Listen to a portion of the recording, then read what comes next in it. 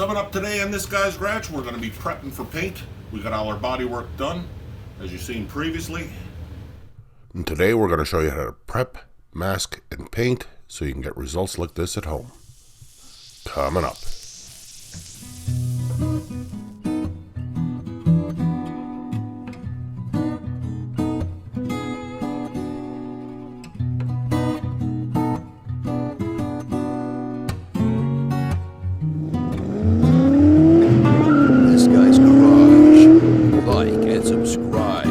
So before we even touch this vehicle to start working on it, we cleaned off these two panels and we compounded them out. So the next step to get this surface prepared for paint, and it's awful early because we haven't done any damage repair yet, but is compound the area. So the compound I'm using is a G6. It's a medium to lighter compound. This will act like an ultra fine sandpaper. So we're just going to compound the two doors so it's prepped for paint.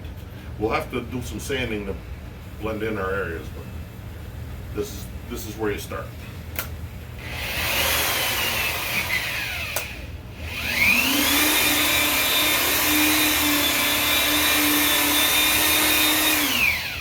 Doing a polish like this will ensure a proper color match as well. That's why we do it.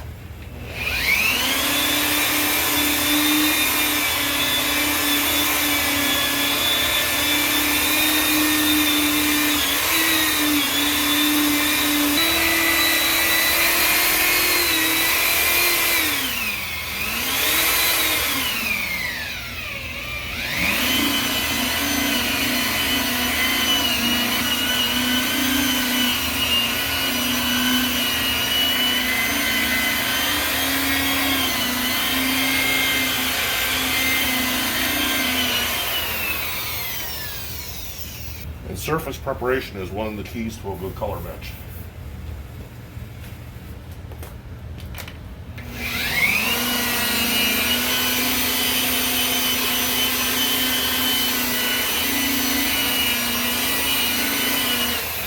And also this will act as an ultra fine sandpaper. So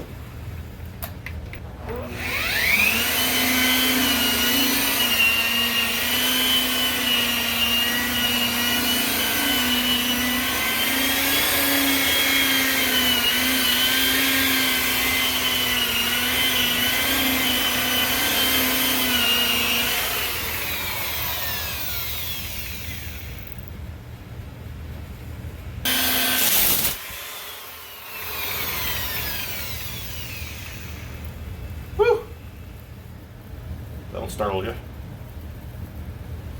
So now I'm going to take some 600 grit sandpaper and I'm going to sand all the areas that I'll be painting.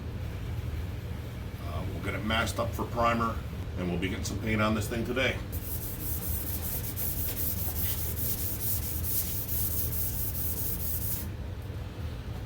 So basically wherever we sand it with the 600 paper, we're going to be putting color on, and now we're going to mask it up for primer because we don't want to have any primer spots splayed through our blend area. Keep this clear panel clean as possible so we can get some a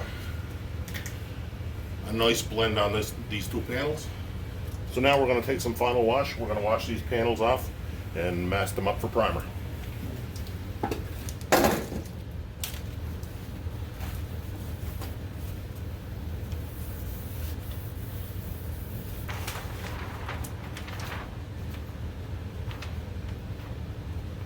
Pull our paper up.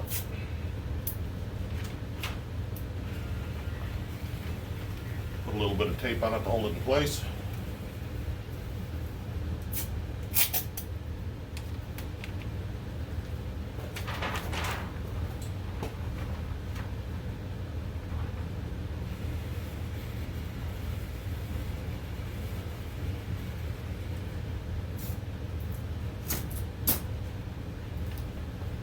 And we just want to make sure we don't get any overspray over areas that we're going to be just putting clear on. And what we're using is a 1K primer from Proform. Has a fairly decent build to it. And I have some one-step gray etch primer. for adhesion to metal. So this is just an adhesion promoter. You just want that on the metal spot. Not very much either.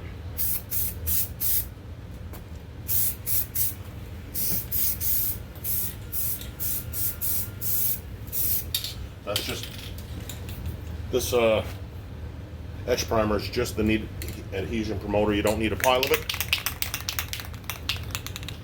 Then we'll get some primer on.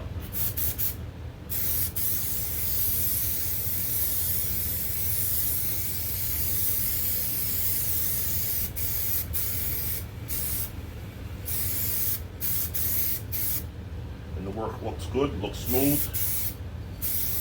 I'm gonna put a couple of wet coats primer on, just so I know what it's going to look like when I put paint on it.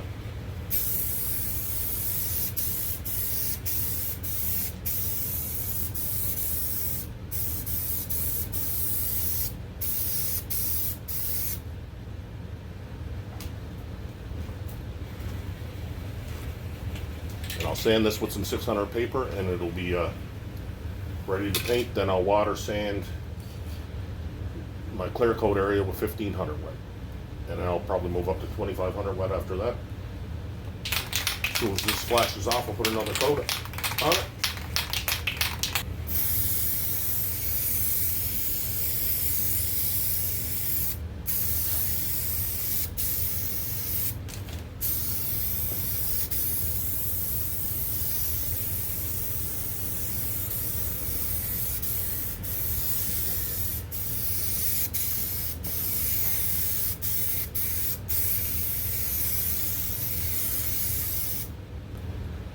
So we'll leave this dry for an hour. We'll come back, sand it, and get everything prepped up for final top coat.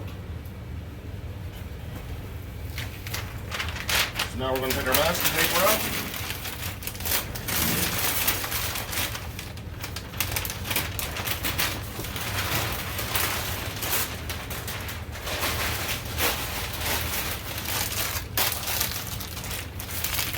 Give this a sand.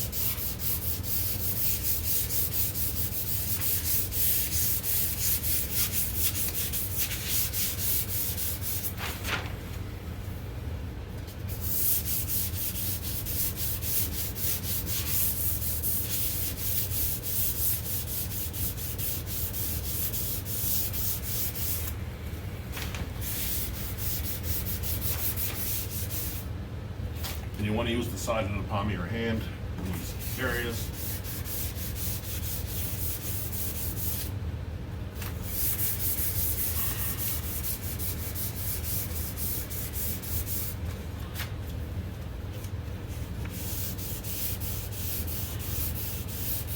So in our area where we're blending our clear, I'm going to be using 1500 grit sandpaper.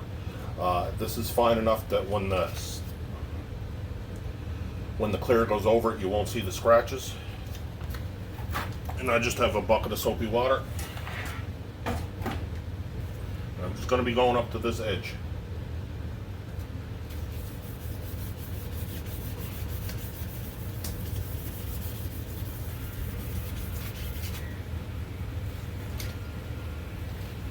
I've already compounded this area out, so it's clean.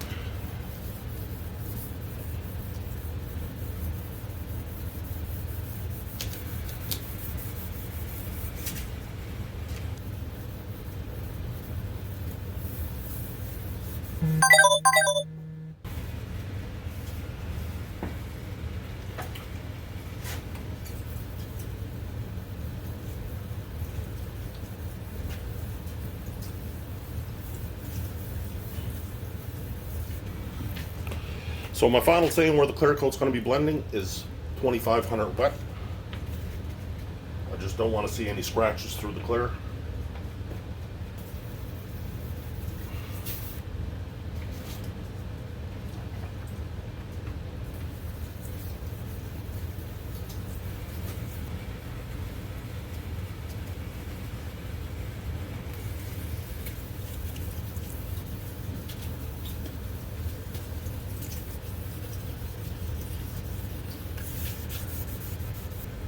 And you can turn out nice work at home if you take all the steps.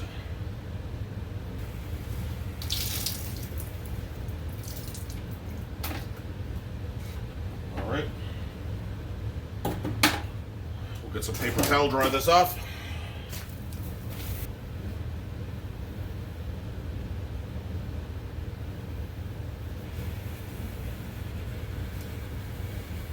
When you're water sanding like this, take a good amount of time, let it dry out completely, blow it good, tack it good. You don't want any water coming out of any creases when you're putting your paint on or your clear coat on. All right, we're gonna leave this dry for a couple hours and we'll get back to painting. So we're all prepped up here. You can see where I rolled up my tape along this hard edge, and we'll use some edge blender that I have over there in the can. And in this area here, I'll just blend that back. This is our edge blender here. I'll just put that in. That'll be the last thing I do.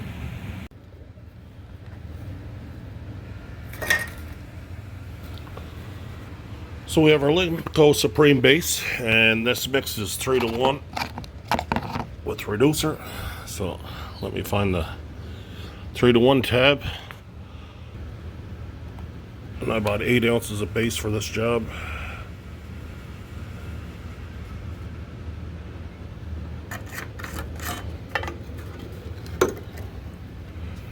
And we'll pour in a reducer.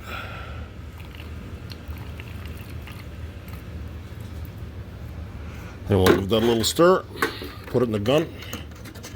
We'll tack everything off and get her rolling.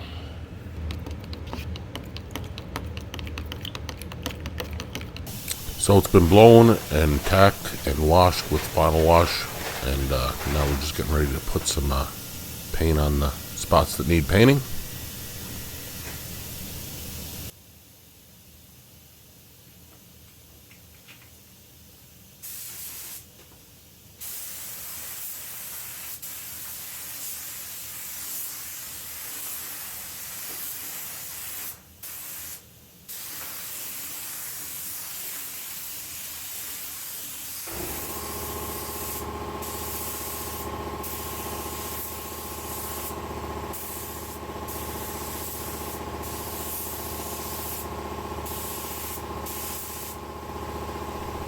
This is silver paint, so as you can see here, I'm just putting a medium to wet coat on over these areas, not putting the paint on too heavy and letting it fog out over the areas where it's being blended out, and I will put probably 2 to 3 coats on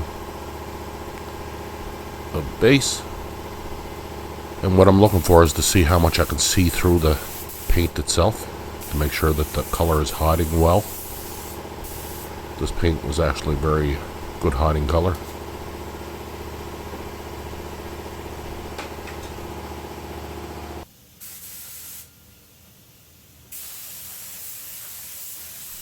So this will be our third and last coat of paint. You just have to keep putting the paint on until you can't see through it, and you can see here where I'm just letting the color blend out. I'm not trying to force anything. It's just going to blend out on its own, be a natural transition to nothing.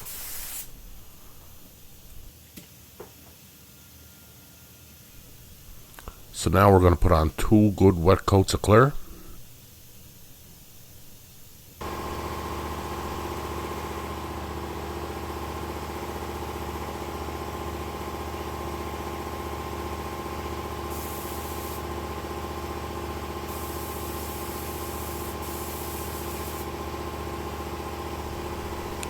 So I put the base on with my devilbiss FLG2 finish line paint gun, but this here gun here is a gun that I picked up from Amazon. I only paid $35 for it, and it did a remarkably good job putting the clear on for me.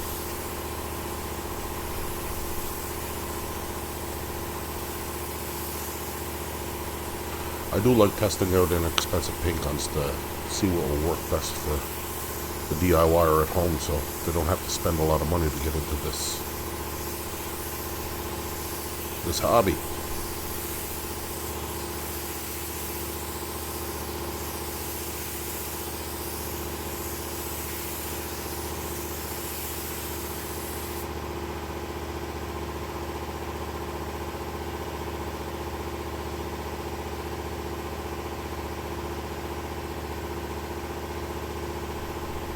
So what I did there, I was checking to see how tacky the paint is. So never put your second coat on until the paper actually sticks to your finger.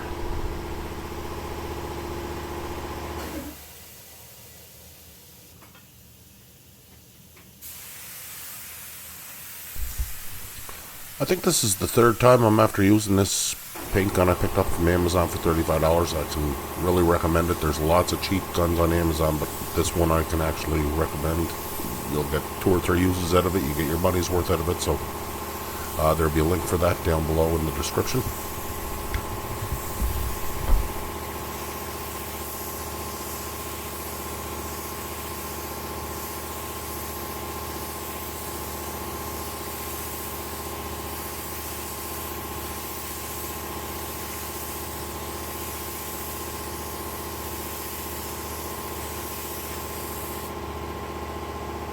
So now I'm going to wash out my gun and put some edge blender in it.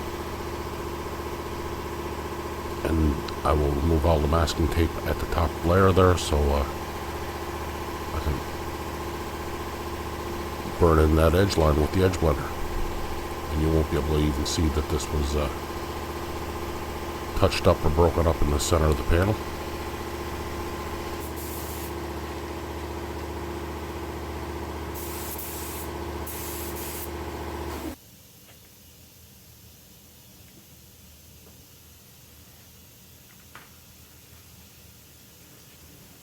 So I'm just removing that masking tape that I was using to create that edge baffle, and be very careful you don't get your masking tape in your clear coat. It will ruin your day.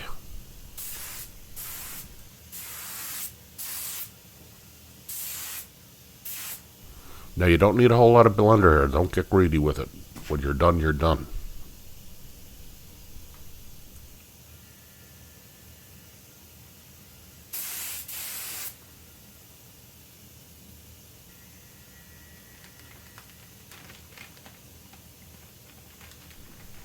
Now I don't want to see a tape line, so I'm removing that tape and rolling it up as soon as possible. But you have to be very careful at this step.